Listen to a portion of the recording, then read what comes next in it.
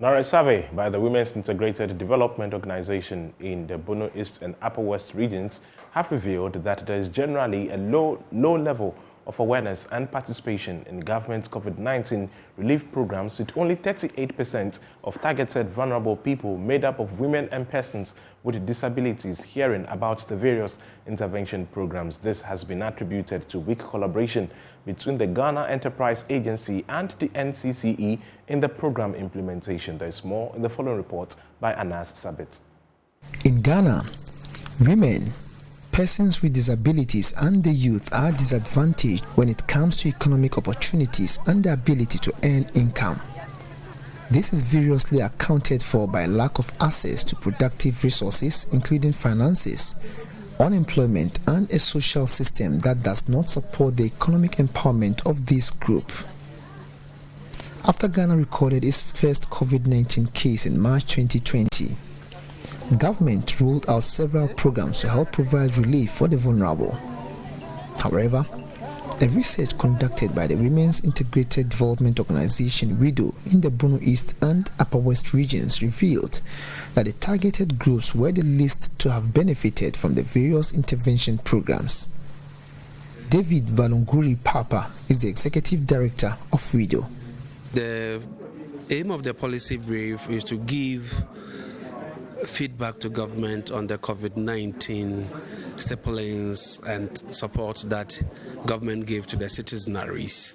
The research was looking at how government arrived at some of the policies and the involvement of the citizenry in making those decisions.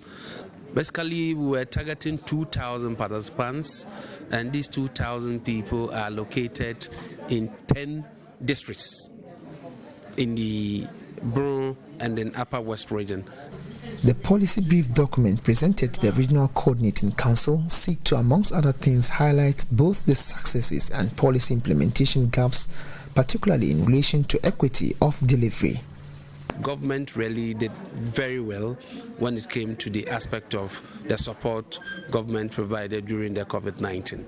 But our interest was at what level was the vulnerable group, particularly women, children, and persons with disability, benefiting from the support and the stipends that government provided. The survey and scorecard process also revealed that the CAPBAS program was largely unknown to most vulnerable groups, with only 38% of vulnerable people in the two study regions having heard about the intervention program. We were looking at issues of CAPBAS, the loan support that government was giving. You needed an internet to be able to access that facility. You needed some PIN to be able to access. And the questions we're asking was, what happens to the woman at the deprived community? How does he access internet?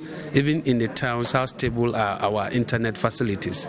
So if somebody is at a rural community who is vulnerable and to whom issues government is providing stipulations to cushion the citizenry, and if you cannot access that funding, then we think we have to relook at it. Regional Coordinating Director George Padmore Mensah, who received the policy document on behalf of the Bono East Regional Minister, lauded WIDO for the survey and noted that the document will guide the region and government in terms of implementing future social intervention programs.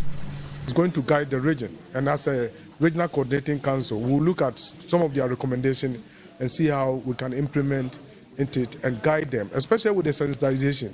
We saw that there was a missing link. The NCC and the Ghana Enterprise Agency could have teamed up and to get down to the local people, explain some of the policies to them in their local language, and assist them to be beneficiaries of the policy. And that's what the RCC is going to enforce. The study also recommended that government should consult identifiable vulnerable groups to factor in their concerns to ensure that their needs are fully captured. If we are making a decision that will really make the citizenry becomes a little bit freer in terms of the hardship that the COVID has brought about the citizens, then there is the need for us to engage the citizenry to look at issues that can impact on their life. Those and many more are the core of our study. Anas Sabit, Joy News, Techiman.